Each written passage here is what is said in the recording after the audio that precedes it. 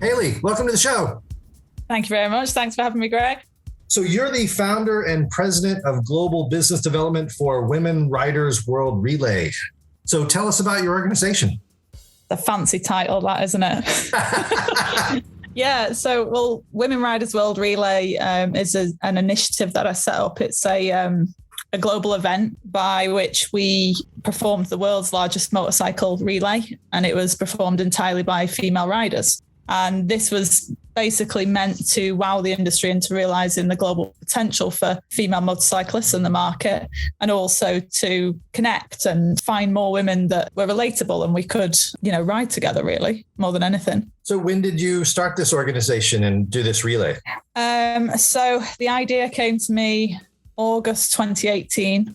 There was just shy of 6 months worth of planning before I was on the road on a KTM 690 Duke in Scotland, setting off for the first leg, really. So from literally having the idea at my office desk to starting it was just under 6 months. And we completed, it took a year to complete. We completed in the nick of time, just before lockdown hit. We completed in Valentine's Day weekend, February 14th, weekend of 2020, before we got locked down. And it was literally like I swear I'm a little bit to blame for some of the UK's COVID spreading, because we had the finale ceremony in London in the UK, and we had over 50 countries attending and coming in. And there was this sort of weird murmur about, there's this weird Chinese virus that's going around, and nobody really knew what it was. And lo and behold, a few weeks later, we're all locked in our houses and the world shut down. Well, yeah, I mean, it's hard to think back just a few years ago what we didn't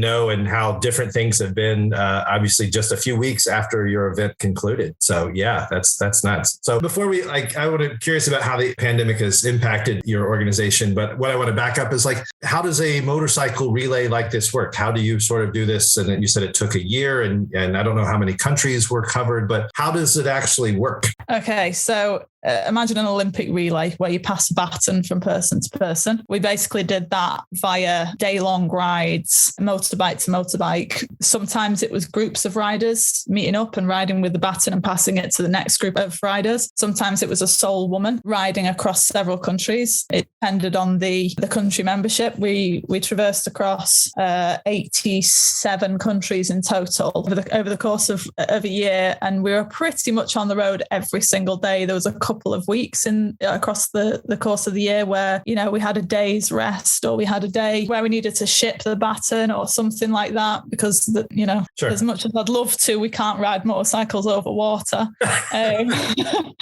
So there was a couple of down points, but pretty much we were on the road for the 365 days that it took to complete. So we didn't do the traditional sort of Charlie Borman, Ewan McGregor routes where it's like the most direct route. Far from it. We wanted to showcase in each country what routes each country were proud of and enjoyed. So we were squiggling all over. We went back on ourselves a few times because of political warfares between countries and all sorts. There was the logistics in it were intense. So those that participate in the relay, did they come up with some of their own routes for the individual legs? Were you involved in that? I mean, how did that work? So basically, when I started it, to give you an idea of how quickly this scaled up, I had the idea in the afternoon. It was about 2:00 in the afternoon at work. By the end of the first day, we had over 360 members in the group. By the end of the first week, there was over 1,600. And by the end of the first month, there was over 10,000 signed up. So it went from zero to hero really quick, which told me one of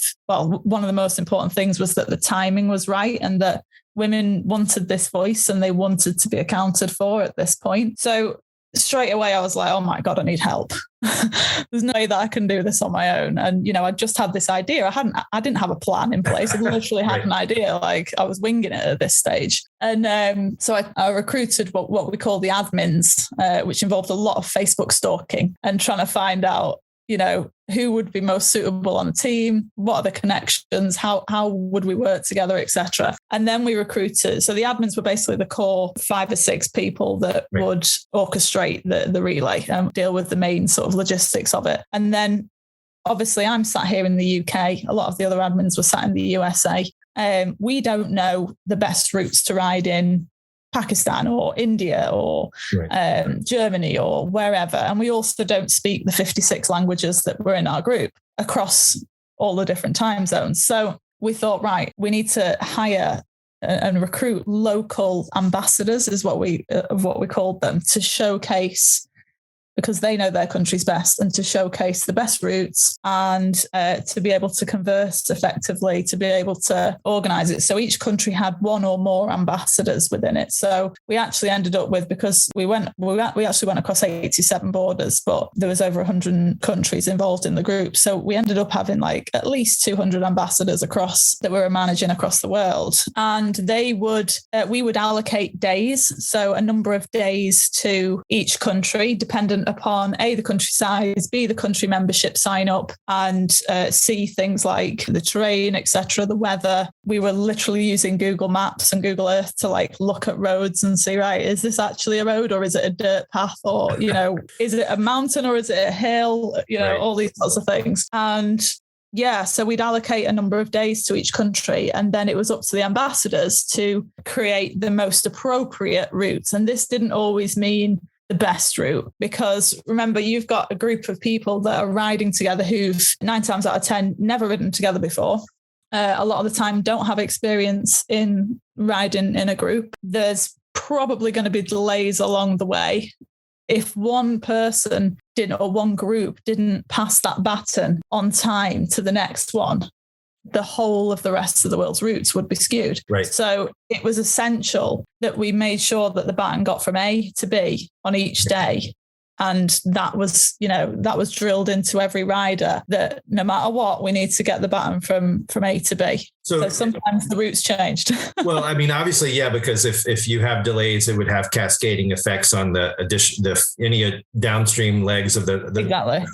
Relay. But so was your goal to get it all done with it? I think you said within a year, within 365 days. That was the idea. That we could have got, if we'd have done what we'd have liked to have done in that, take the leisurely route round and do, and believe me, we did do the leisurely route as well. But like, if we'd have gone everywhere possible, we'd still be doing it in 10 years' time. We needed to make sure that this was like, we had a definitive end point to this, because the whole while that this relay is going on, the admin team, etc., are all working their asses off behind the scenes. We were working through the night, 20 hours a day, and it was every day relentless. We didn't get, they didn't stop riding at the weekend or switch off at 6 o'clock. It was all through the day and night. So we'd be on shift patterns between the US and the UK, sort of taking over between each other to try and keep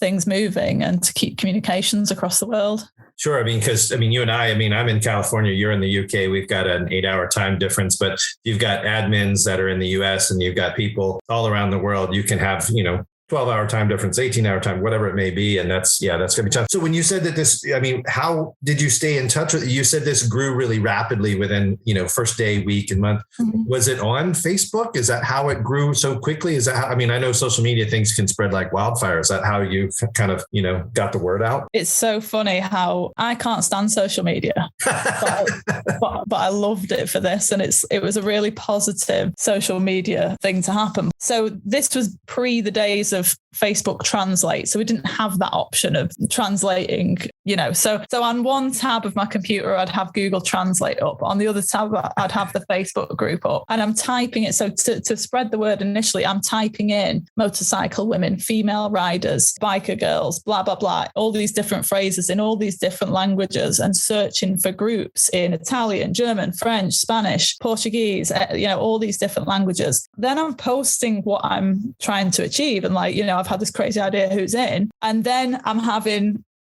hundreds and thousands of comments, messages in a foreign language that I can't translate without Google. So you can imagine how long it took to converse with people. And so it really did grow very quickly. And the logistics of communicating were really difficult at the start. I think the important thing to remember is as well, when we actually set off, we had not finished the world route at all. So whilst I'm riding across the UK, across the USA, across the the UAE, I'm still planning the routes along with the admin team, and we're still uploading the routes to the website, and we're still trying to get information from the ambassadors and trying to communicate with different countries. So the routes were still being uploaded right at the end. Like, we were always just that one step ahead of the relay. Wow. I mean, that year must have been a total blur for you. And then it must have been really abrupt. Then the world kind of shut down after your relay was over. But I mean, this is a completely volunteer grassroots sort of thing. You guys most of you have, day jobs and other things, but you're trying to figure out how to do all this and live your normal lives as well. So that's quite an undertaking. Yeah, I got sacked. Oh. Wow, that's true commitment right there. Yeah. Yep. They gave me an ultimatum. It's your job or the relay. And the relay meant that much to me that I said, see ya. Yeah, good for you. So, I know that in 2019, the American Motorcyclist Association recognized you as Motorcyclist of the Year that year. And, that is something that they recognize the person who's had the most significant impact on motorcycling in the previous 12 months or that year. And clearly, they saw that what you were doing is to just, spread the word, but connect people, but really to identify the importance of, female motorcyclists as a strong growing segment of the market. Because our magazine Rider, it's like, I know most of our readers are male, but is that the motorcycle manufacturers, in terms of the motorcycles that they produce, the gear manufacturers, as you well know, a lot of gear manufacturers are like, well, let's just put a pink stripe on it. It'll basically be a men's jacket with that or something. Is that, it is a segment of the market that has not historically been well served by aftermarket suppliers and motorcycle manufacturers and so forth, other than, like I said, it's kind of like, pink washing, as they kind of call it,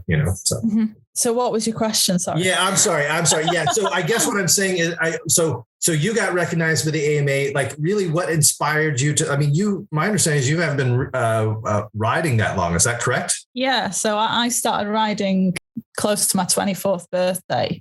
I'm now 31.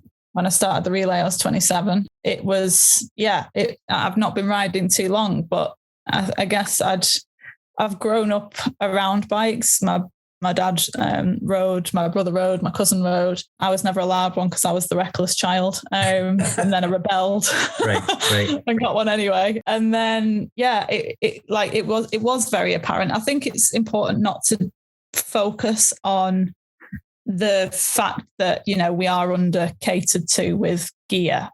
Gear, yes, it's an important factor, and it's a safety factor. For example, when I was riding enduro, I'm a petite woman, and I was having, and still do have to wear children's clothes a lot of the time, which then compromises on my safety because my boots are like ankle boots and my body protector's like a crop top.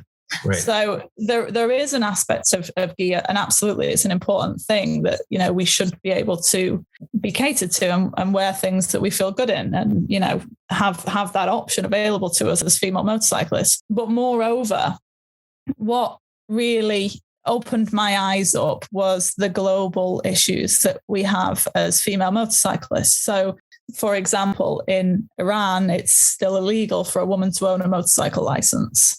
Only a year prior to the relay starting, did it become legal for women in the UAE to drive. So it was like, all these things that were cropping up from different countries. And it's fascinating. And the cultural side that I had a real sort of bird's eye view of around the world in the motorcycle industry was really just fascinating and like interesting how motorcycle cultures in different country to country operate, and they're very different, and you wouldn't think that they would be because we all love our two wheels, but there's like hierarchies and, Well, absolutely. You can sort of take for granted what sort of rights or freedoms you may have in a country like the UK or the United States. Mm-hmm. But yeah, absolutely. That is not something that is shared universally. So, that your movement really is about, female empowerment, much more so than any specific issue. All those issues are important, but to connect with all of these female motorcyclists in all these different countries and to raise some awareness. That's, like I said, I'm glad that you've, been recognized for that, for your organization has been recognized for what it's doing. So you completed the first relay in February of 2020. As you said, the pandemic global lockdown happened soon after that. So where is your organization headed next? Sort of what's up for the future hold? Sure. So the the relay was always meant as a one-off event. It was meant as a wow factor. Nobody's ever done a global relay of this magnitude before. Everybody thought I was maybe mad. And, it was meant to be a weird and wonderful event that grabs people's attention and build like a communication bridge with the industry and riders. So that said, what we are doing is a lot in the background. So as a direct result of WRWR, that there has been a lot of change and a lot of positive change right across the world, from, the first female motorcycle magazine being released across Europe, to women's motorcycle groups being set up, to manufacturers get in touch with me about gear and, asking for feedback, and us creating polls, to events catering to women specifically and doing female-led organized sort of sectors within events, right the way through to the industry, people hiring more women in positions of power. So there's been so much positive change as a direct result of WRWR. I think, like I said, it was the perfect timing, and women needed a voice at that point, and people listened. And now what we're doing sort of moving forwards is working directly with the industry to help that. So for example, I work with the FIM and, conversing with AMA, etc., about how, we get more women into racing, how we support the women that are already in racing by getting, female ambassadors, etc., to talk to and, go to if there's any problems, etc. And then secondary to that, I'm looking to normalize how a young girl may be into motorcycles, because I don't think it's the normal thing at the minute for a little girl to be into bikes. So by creating a children's book, or series of children's books that I'm doing at the minute, I'm hoping to normalize a young girl having an interest in motorcycles. That's interesting. You said that you were the reckless child and that you were the one that didn't get to ride motorcycles. But I mean, I think that's often, we have sort of, in terms of gendered, childhood, is that, kids tend to be the knockabout types that are playing rough sports or something like that and more likely to get into motorcycles. But yeah, it's, there's, it makes sense to be able to make it as available. I mean, everybody wants to get more of the next generation riding, into motorcycles. Well, so boys and girls both. I mean, whether it's learning to ride bicycles first and then moving on to motorcycles, whatever it is. Well, if you think about it, the female sector is so important. If you think about the sort of hierarchy of a family, if a traditional father-mother family and the father rides a motorcycle, the mother doesn't, it's 50-50 whether those kids are going to ride. If the mother, the matriarchy of the family, rides, chances are those kids are going to ride, and there's your next generation. So the more women that we get involved in motorcycling, the more women that we aspire to, to bring into the community and to cater to. Right. I can only see positive things for the whole industry and community moving forwards. And it's important as well to recognise that the guys and the men, and that's something that I was really quite firm about and actually fought a lot of battles with across WRWR, because at the end of the day, 90% of female motorcyclists have been taught by or inspired to get on a bike by a guy. So we wanted to thank the men that were supporting us and to include them. And that's why we said, we'd like to offer men to come along as companions on the ride. It was just the women that were able to carry and hold the baton. Sure. And the way that we did it was a £5 companion fee, and that £5 from the male actually went into a pot that sponsored a woman who couldn't afford to ride the relay. So in turn, supported back the women as well. So it was a really nice sort of round, full circle way of doing it, I think. That's great. Yeah. I mean, like I said, is that you were saying that, encouraging more, whether it's young girls or women to ride motorcycles, it ends up being a shared activity. It's not, even though, yes, a lot of times because of the male dominance of motorcycling, you have a lot of guys that ride together. But, so I know some women want to have, female riding groups and so forth. But the more people riding, period, and females are half the population, the better. I mean, it's good for the industry. It's good for everyone. And you were talking about how much you dislike social media is. I mean, because I live in California and we have a lot of public land, is, motorcycling is for some people as a family activity. The family will have an RV, they'll have a trailer, they'll have a dirt bike for mom, they'll have a dirt bike for dad, they'll have two little dirt bikes for the kids. They go out and they learn how to ride motorcycles. And so Yeah. I mean, it's like I said, the more people you can get involved riding, the better. And so you've clearly started a movement for that. So I experienced that firsthand when I went to California to ride in some of your dirt parks over there. It was so nice to see like that family camping, like, dirt biking, little adventure that everybody seemed to do together. And we don't really have that other than like in racing in the UK. I don't know if it's just because we don't have the space or whether half of the UK population does the best to get away from the families rather than stay with them. But we just don't really have that. And it was so nice to see. Well, I mean, it's one of those outdoor activities that, again, people with devices and kids that are just looking at their phones or, watching TV and stuff like that. So anything that's an outdoor activity that can be a family thing is a good thing. And like I said, we are pretty spoiled for having public lands and parks that in the state of California, we've got a lot of these dedicated off-highway vehicle areas and riding areas and so forth. So like I said, you said that you had gotten, you gave up your previous job to do the relay. So are you focusing your efforts, on this organization? And, you said that you're working with some of these manufacturers and some of these sanctioning bodies and so forth. Is this your new career path? It's definitely a full-time job outside of my career path, but certainly doesn't pay the bills. So I've recently been hired by Muck-Off as their global athlete and communication manager. Sure. And I think what we can do, what everybody can do, and everyone who is a part of WRWR or not moving forwards, is just to help communicate back to the industry. And, whenever I've done talks or whatever, and, I've said, what are the challenges that you face? And, a lot of people will say gear or, being sort of spoken to inadequately about bikes when they're buying them, etc. And the biggest thing that I'll say to people is give feedback and in a positive way.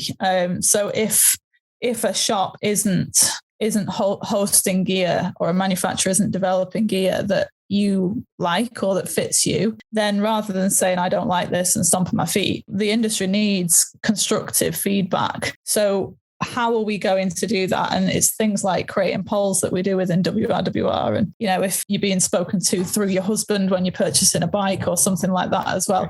Provide feedback, go into the shop and say, this is the bike I want, this is the bike I ride, this is my experience of riding, and give a bit of background insight. And, 9 times out of 10, it's taken positively. So I think by just providing feedback and by helping the industry to support us, that's the best way to keep developing the industry more, really, and more suitably for women riders. Sure. I mean, being vocal certainly helps, it's you don't want to be silent. So one of the things that I wanted to ask you about is but when we were trying to schedule this interview, you said, well, I'm going to go you were at the Isle of Man TT and then you're going to Americade. So were you just going to attend the races at the TT? Yeah, I certainly wasn't racing there. I'm not that bad.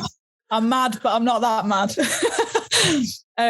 So I went over with some friends we went over with our enduro bikes and had a blast for 5 days and, enjoyed the races. It's the first time that I've been over with my enduro bike as well. So that was really good because we could get to all the best places to watch and, So you can connect different parts of the course, exactly that, trails and stuff. Oh, that's got to be great. That's, TT's on my bucket list. I'm not a racer. I wouldn't race it, but just to attend and just to experience it. It's amazing. Like it's an experience like no other. If you like your racing, you've got it's definitely a bucket list place to go. I'm fortunate that I've been a couple of times, but when you're sat 10 centimeters away from the races, you don't get that experience at a track. You don't get that sense of force as they come past you, like the wind literally knocking your chest, and that sort of you're very much involved with it, and it's fantastic. And the Isle of Man, if for anybody who rides enduro as well or green lanes, has some fantastic off-road lanes to do, and it's beautiful. It's a dream to ride there. That's great. Well, and then after the TT races, you flew to the States and attended Americade in Lake George, New York. Yeah, literally. So I landed back from the ferry at about midnight, and then I had to unpack the van that we were camping in and then repack my bags for the States and get out the door for 5 o'clock the next morning. And then I was on a flight to Americade in Albany, New York. Americade had very kindly invited me out to come and present in return, I ended up wearing many hats there because there was a little help needed here, there and everywhere. So I was on the sound decks, I was making signs, I was running around, sorting everything out. It's just, I think, when you do event organizing, you feel people's pain, sure, who are running it. And I know how stressful it can be. And so I was just there to A, present, but B, also just offer support as and where I could. That's great. Yeah, I know Bill and Christian Dutcher, and our magazine has been involved with Americade for many years. I didn't get to attend this year. I was just on an overseas motorcycle trip right before the rally, and I couldn't be out of the office for 3 weeks. So, but yeah, it's a good event. It's a beautiful part of the country there in the Adirondacks. Yeah. I don't know if you got to get any riding in. I did quite a lot, actually. I managed to get the Zeros in and the Indian FTR as well. And nice. Then the couple, like the bikes that we have as well that our friend loaned to us. So yeah, I was quite fortunate to get a bit of riding in there. And you missed my Evel Knievel suit, Greg. Oh, you had it? Oh, no. I had a full-on Evel Knievel suit I was sporting for the entire event, which was hilarious.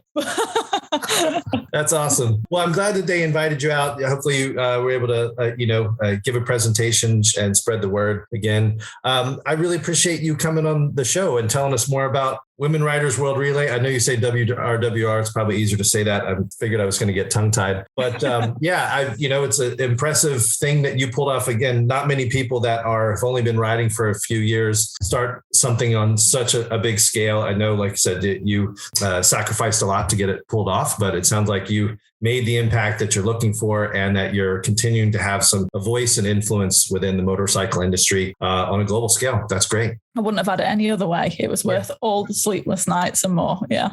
Awesome. Well, we'll have a link to your organization's website. Is it something that people can support or become members of? Is that something if we direct them to your website? Yeah, sure. If you go through to the website, but also the Facebook page and the Instagram page, there's a Facebook group that's women only. We keep that as a women's only group, but the page is public, the Instagram's public. So just, like and follow and then tag us in your rides as well. And, support the women that are in your life and in your community who want to ride motorcycle or who are riding motorcycles. And I love seeing one thing that when I first started WRWR that really peed me off, to be honest, was when I typed into Google women riders, nothing came up. There was nothing. Right. And I said to myself that this is one of the things that I really want to crack, is I want to blow up the internet with real photos of real women riding real motorcycles. And I love to see on our social media people getting tagged in their rides wherever they are in the world. So yeah, absolutely. Share and like and get yourselves tagged in on the hashtags and the @ symbols. Okay, sure. We'll definitely have links in the show notes to go along with this episode. But again, I appreciate your time. Thanks for coming on the show. Thanks for having me. For the Rider Magazine Insider Podcast, I'm Greg Jevenstead. Thanks for listening and keep the rubber side down. If you've enjoyed listening to the Rider Magazine Insider Podcast, please subscribe. Leave us a positive rating and tell your friends. We also encourage you to visit ridermagazine.com, where you can get the latest in motorcycle news and reviews and sign up for our free weekly newsletter. You can also subscribe to print and digital editions of Rider Magazine, which is published 12 times a year. Thanks again for listening.